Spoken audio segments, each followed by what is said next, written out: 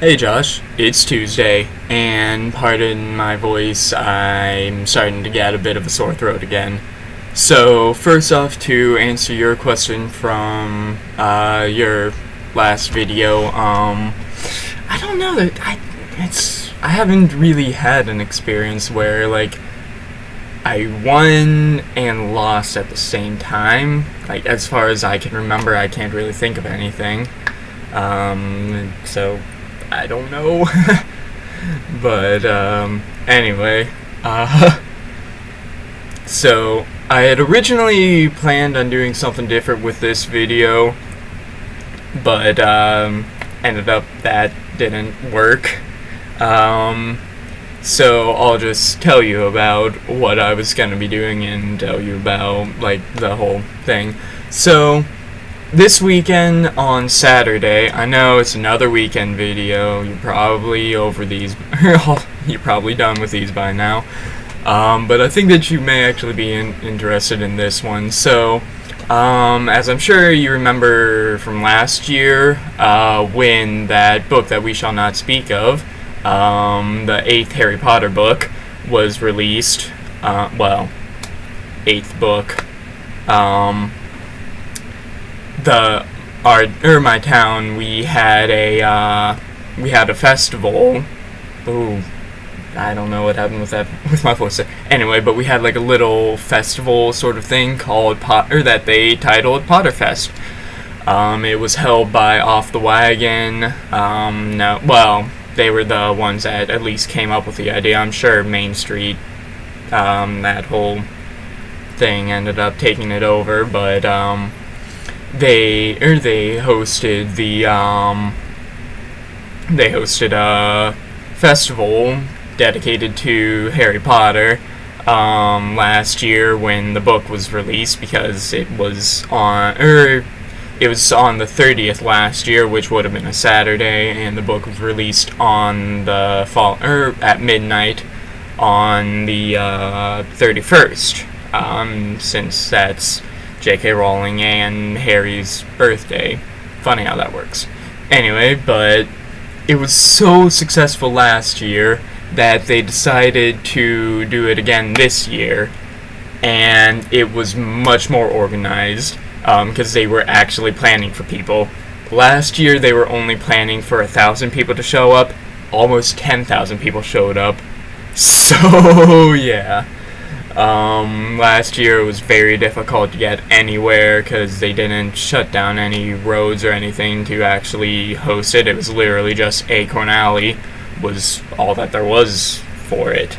And it was just so crazy last year because you had to wait in line in order to just get through the alley.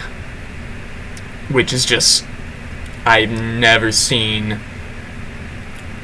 Even during Kentfest, it had not been that busy. It had never been that busy. And so it was just crazy last year. But this year they were actually expecting for more people, which is a good thing. So they actually shut down Erie Street and Main Street, which are the two sides of Acorn Alley. They shut down all the roads in that area, and so there was actually breathing room and such. So, anyway, like I was saying, this year it was Potterfest. Potterfest was going on the 29th, which would have been Saturday, and that's what I was originally planning on doing. Was that I was going to do something similar to Glass City Con, where I'd film there, and then splice them together, in order to make a video, but I didn't think about doing that. Plus, didn't spend this year's Potterfest. I thought it was much more organized, but it just wasn't the same as last year's. Last year they actually changed all of the stores and such through Acorn Alley in order to like actual things from Diagon Alley or Nocturne Alley. There was I think there was a couple places that did something from Nocturne Alley. Anyway, last year. But this year they just kept them all the same as they normally are. They just put some extra Harry Potter decorations and blasted the Harry Potter soundtracks throughout Acorn Alley. They added a few things this year, like the library they ended up making into the Hogwarts library, which was really cool. And then also there's this new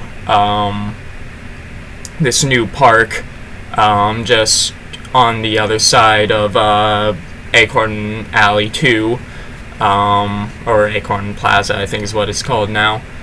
That they just added that earlier in the year, I believe, and they made that into the Forbidden Forest, and that's where I spent the majority of my time as I was down there, because they actually had like Hogwarts classes, quote unquote, Hogwarts classes that they had going on the stage. They had a Defense Against the Dark Arts, potions, and then some weird guy dressed as a goblin did some sort of show. I don't know what that would be considered, but it was kind of cool to just be there and watch these actual classes going on. So that was something that I did appreciate, was that it was much more organized this year, but like I said, it just wasn't the same. Like, it didn't have that same feeling as last year's did. Like, it didn't feel like you were transported into Diagon Alley. So that's my 2 cents on it. But yeah, it was a lot of fun. Tori ended up being able to come to it this year.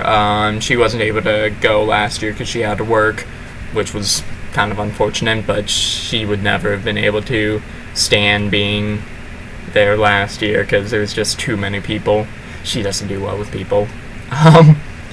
But this year she was able to make it, but we ended up leaving a little early. Well, we actually left, came back later, and then we ended up leaving at about 7-ish or something like that.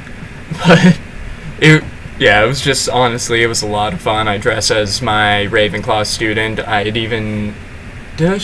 think that I used the razor, our electric razor, to try and make myself look a bit younger, but as you can see, it's already starting. I'm not sure if you can really see, but it's kind of starting to come back already.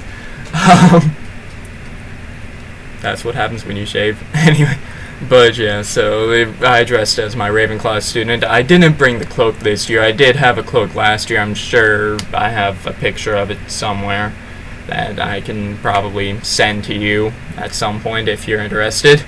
But yeah, that's all that I have for this video, so time to think of a question.